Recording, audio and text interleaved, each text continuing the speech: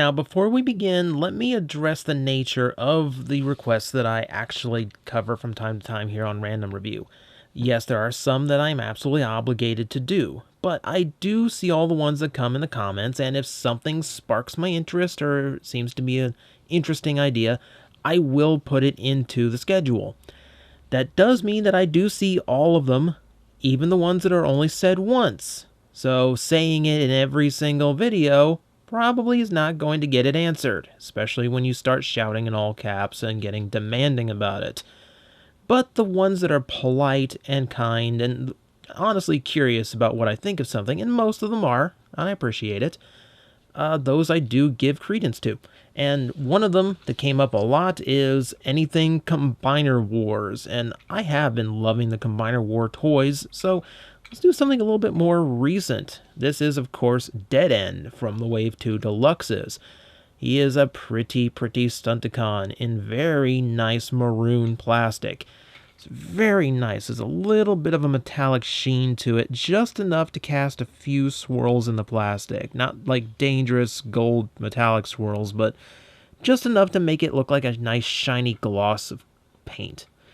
Speaking of paint, he does have some good paint jobs on here. We see the headlights, which have some actual lights molded in and then completely done up in silver. The gold line all the way to the back, very G1, dig that. Across the side, we do have the rims of the wheels, which are painted in. That gets left off so often these days, I'm always amazed when I see it, and it's very cool to see it here, especially on the Stunticons, who are more flash and dash and should have it. On the side here, you'll find metallic gray plastic, kind of a gunmetal, and then this piece going through. Now, it's trying to create a pattern here, and I appreciate the attempt, but it really doesn't quite match. I mean, this plastic doesn't have any kind of metallic sheen to it at all, and it really would have looked better if this had been painted up in the same maroon color here, which I assume this is unpaintable plastic, something that's a little bit more durable for joints and such. So I can kind of see, if that is the case, yeah, they did what they could with it. It'll make more sense in robot mode. To continue on the paint, windshields on all sides, all done up very nicely. And the front is done up in that same gunmetal gray, so you can get the grills and the bumper all done as well. And you can see there's no paint to see on the back, but, you know, I do like that everything's molded in, taillights and such. I actually think it's quite clever that one of the taillights is actually where one of the pins is in the transformation hinge. That's kind of a clever usage of it. For a little bit more playability, he does have weapons that he can attach. We can put this on as a big exhaust. Yeah, it's very kind of teched out, though it doesn't go into him in any place, so it just kind of hangs out there. But for a little bit of G1 old school, what will become his combiner hand or foot can mount on the top to become some enormous gun of dubious usefulness, because it is absolutely enormous. We'll take it off. I'm not a big fan of vehicles that are weaponed up like that. It's just too big to actually look like it's practical in any way. It comes across looking like he really wants to be a tank. But no, he's a sports car. But not a sports car for long. Let's go ahead and transform him, and we will start by splitting these sides out, which these do get on my nerves. Here, I'll show you this real quick. No matter what I do, no way I transform him, he's always got this little bit of flex in the parts, like something's supposed to be pegging in and it's not. And it is kind of frustrating. I don't know if that's just mine. I don't know. It might be a common thing. I haven't looked it up. But we unfold those to open up the legs and then close them back up, which is a nice little design feature. Now, they come mistransformed in the actual packaging. There's these little slits that you have to line up with this little groove to get those in. And that way, it only bends the knee joint and doesn't bend the actual transformation pieces. You'd have to watch that while you're transforming it, just so you know. Well, let's see, from here, kind of pull the arms out just to get them out of the way.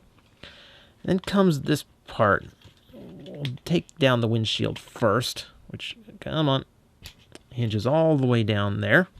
And then this There's a lot of hinges going on here to get this part of the transformation right. And there's a lot of accordioning, a lot of little intricate folds, and it's frustrating. It's one reason why I kind of didn't want to cover this guy on camera. But he's my favorite of Wave 2, so we might as well. So he gets a little bit frustrating to transform. Now we fold out the wrist, which for some reason has one of those faux ratchet joints on it. I don't know why. And that gives us... Hang on. Rotate the waist. Silly. That would have looked stupid. And there we have it. That's Dead End. And he's looking quite cool. You know, I've been reviewing the newer RID toys, as well as the older RID toys, but that's besides the point. And yeah, I kind of got used to flat looks, very thin on paint applications and whatnot. Really makes me happy to see that this guy is lavishly molded and carries a few more intricate paint jobs. There's not a whole lot of paint to him, but what is there is very well done. We'll look at the head for starters. It is very Dead End. He's missing a little, I believe in G1 he had these little points sticking out of his sides of his head. Don't see that here, but I don't really miss it either. He's got that same old expression, the visor and mouthpiece, just very, here, can we lower? Nah. I wanted to, like, point his head down so he kind of looked like depressed and mopey like he was in G1. Face it, we're doomed. The chest, there's the Decepticon symbol, with all these little intricate wires and pipes running through the chest, which kind of mimics some of the G1 detail there. Really nice. Really done up well. A little bit of this, kind of like a metallic orange. It's the same color that's on here. It's kind of a dark gold color, kind of in between the two. A little bit more on the arms just to break them up, and a little bit on the legs. He doesn't have feet. His legs just kind of end. But at the very least, they are slanted, so he can stand with his legs apart and still stand flat-footed. So that's always appreciated. I like when they do that. And the toy itself, not too bad. He's carrying a bit of a backpack, but otherwise, he is nice and clean, and I like it that way. For articulation, ball-jointed head, which has a little bit of up and down give, but really not a whole lot, so it's best just as a swivel. Shoulders, universal, well cut, that works. A bicep rotation, as well as an elbow joint of 90 degrees. It's one of those weird floating elbows, which really does kind of get on my nerves, but his arms have a good thickness to them, and there is a little bit of a faux elbow in there to kind of make up the gap a little bit. So they were aware of it, they tried. The waist does rotate, thigh joints, nice range. We have a swivel at the thigh, as well as good knee bend. Just beyond 90 degrees. I dig that. So he's well articulated. That's something I really like about these figures is they actually do manage to make them very posable, very good as action figures, despite their triple changing natures, or quadruple changing if you want to be technical about it. And for some added playability, we bring this back in. Now it makes a lousy gun since it'd be just pointed upwards, so it's actually meant as a melee weapon. And I love this idea of Dead End.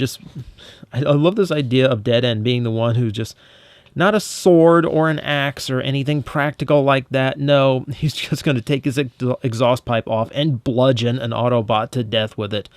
There is something hysterical about that, and in a weird way, it's something that Dead End might do. So I'm kind of going to roll with it. And speaking of, here comes the combiner part again, which looks a little bit better in hand. It's still like really huge and obviously not originally supposed to be a gun. But you know what? It is a gun for him, just in case you are not the melee weapon type. It is a big, audacious gun, but it is a gun. So on his own, that is Dead End from the Combiner Wars series. He is a very nice vehicle transformer, a little bit tricky and kind of unique in transformation for this series, though the head and the chest and all that is kind of shared with Breakdown, just so you're aware. So there's a little bit of repeat. The real reason I don't review these guys for random review is I don't really know what to do with their other modes, like to actually show them off as combiners. Okay, you know what? Tell you what. We'll do this as quick as we can. Let me get him up into some semblance of his arm mode. This is why I didn't want to do this. But, you know what? Screw it. It's the Friday random review. We're doing this. So, his arms have a little tab that peg in right into the back panel. It's a very loose connection, but it's just enough to hold him in there just for the interim. Okay, the legs will rotate this way. We will fold out this little piece, which, yep, you have to fold that shell out, fold that down, fold that out. I like how the combiners can have either like the flat detail of the legs or the vehicle detail as part of the arm. I prefer the vehicle detail just because I like seeing a little bit of the vehicle left in the combination, and it's just a little bit cleaner looking. And here we go. I hate this part. I hate this part. Ugh. All these like weird folding hinges and accordioning in, and it never quite goes in. So I think that's the best we're going to get. And let's fold out his there. Man, that's tight.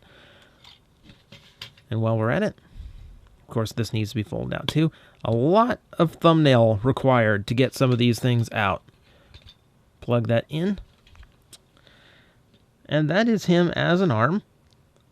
And, you know, actually his combiner's a little bit far away right now, so we'll just leave him like this.